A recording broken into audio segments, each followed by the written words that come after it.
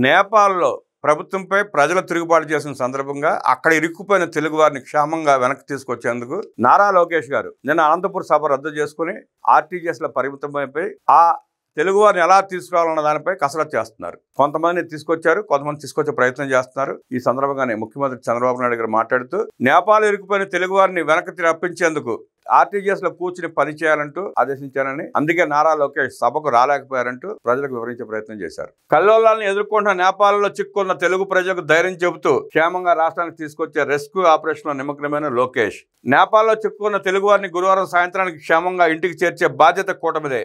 పరిస్థితులను ఎప్పటికప్పుడు సమీక్షించాం. అక్కడ చిక్కుకున్న తెలుగు వారిని రాష్ట్రానికి తీసుకొచ్చే చర్యలు తీసుకోవాలని చంద్రబాబు ఆదేశించారు. దాంతో ఉదయం నుంచి ఆర్టీజీఎస్ కమాండ్ కంట్రోల్ సెంటర్ నుంచి పరిస్థితులను సమీక్షించాం. హోంమంత్రి అనిత, మంత్రి దుర్గేష్ మానిటరింగ్ లో సహకరించారు. ఏపీ భవన్లో ఎమర్జెన్సీ సెల్ ఏర్పాటు చేసి తెలుగు వారిని ఆచూకీ ఆరా తీసి తెలుసుకున్నాం అన్నారు లోకేష్. ఉదయం నుంచి సీఎం ఆదేశాల మేరకు నేపాల్లో ఉన్న పరిస్థితులను ఎప్పటికప్పుడు సమీక్షించాం.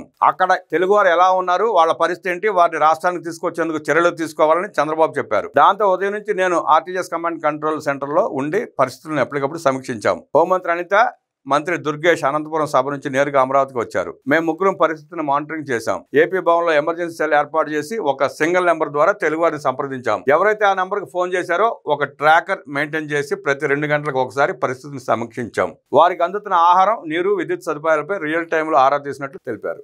ఢిల్లీలో ఉన్న కంట్రోల్ సెంటర్ ద్వారా టీడీపీ ఎంపీ సానా Satish, AP Bhavan RJ Srikanth real టైంలో మానిటరింగ్ చేశారు. ఇప్పటికే మా దగ్గర ఉన్న సమాచారం ప్రకారం 217 మంది ఆంధ్రులు 12 ప్రాంతాల్లో చిక్కుని ఉన్నారు. వీరంతా నేపాల్లోని హోటళ్లు, వేరే పట్టణాల్లో ఉన్నారు. ఇందులో సుమారు 173 మంది కాట్మండ్, 22 మంది హిటోడా, 10 మంది పోఖ్రా, 12 మంది సిమికోట్లో ఉన్నారు. ఇందులో సుమారుగా 118 మంది మహిళలు, 98 మంది పురుషులు ఉన్నారు. అటు ఏపీ భవన్, ఇటు కమాండ్ కంట్రోల్ సెంటర్ ద్వారా ఎప్పటికప్పుడు ఎంబీసీతో, ఇతర అధికారులతో నిరంతరం సంప్రదింపులు చేసినట్లు తెలిపారు. గురువారం మధ్యాహ్నానికి కాట్మండ్ నుంచి ఆంధ్రలను తీసుకొచ్చేందుకు ఏపీ ప్రభుత్వం ఏర్పాటు చేసిన ఒక ప్రత్యేక విమానం కాట్మండ్కి వెళుతోంది. అక్కడ నుంచి వారిని మొదట హాల్ట్ విశాఖ, రెండో హాల్ట్ కడపకు తీసుకొస్తాం. కాట్మండ్ తో పాటు సిమికోట్లో ఉన్న 12 మందిని ఉత్తరప్రదేశ్ సరిహద్దులో ఉన్న నేపాల్ గంజ్ ఎయిర్పోర్ట్ కు గురువారం ఉదయం తరలిస్తాం. అక్కడ నుంచి రోడ్ మార్గం ద్వారా వారు లక్నోకి వెళ్లి అక్కడ నుంచి వారిని కమర్షియల్ ఫ్లైట్ ద్వారా రాష్ట్రానికి తీసుకొచ్చేందుకు ఏర్పాట్లు చేశాం. పోఖ్రాలో ఉన్న 10 మందిని రేపు ఉదయం ప్రత్యేక విమానం ద్వారా కాట్మండ్కు తీసుకొచ్చి అక్కడ నుంచి ఏపీ ప్రభుత్వం ఏర్పాటు చేసిన విమానం ద్వారా తిరిగి రాష్ట్రానికి వస్తారు. ఇటోడాలో ఉన్న మరో 22 మంది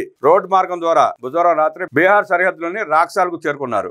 వారికి కావాల్సిన ఇమిగ్రేషన్ ఏర్పాట్లు కూడా చేశాం. వీరి సంరక్షణకు ఏపీ భవన్ చూసుకుంటుందని వివరించారు. గురువారం ఉదయం 10 గంటలకు తిరిగి సమావేశం అవుతాం. ప్రతి ఆంధ్రుడు తిరిగి వచ్చేంత వరకు నిరంతరం పనిచేస్తాం. కేవలం విశాఖ, కడపకే కాదు, ప్రభుత్వం అందరినీ వారి నివాసాలకు క్షేమంగా చేర్చే బాధ్యత తీసుకుంటాం. విమానాశ్రయంలో కూడా వారికి కావాల్సిన వాహనాలు ఏర్పాటు చేసి నేరుగా వారిని ఇంటి వద్దకే చేర్చుతాం.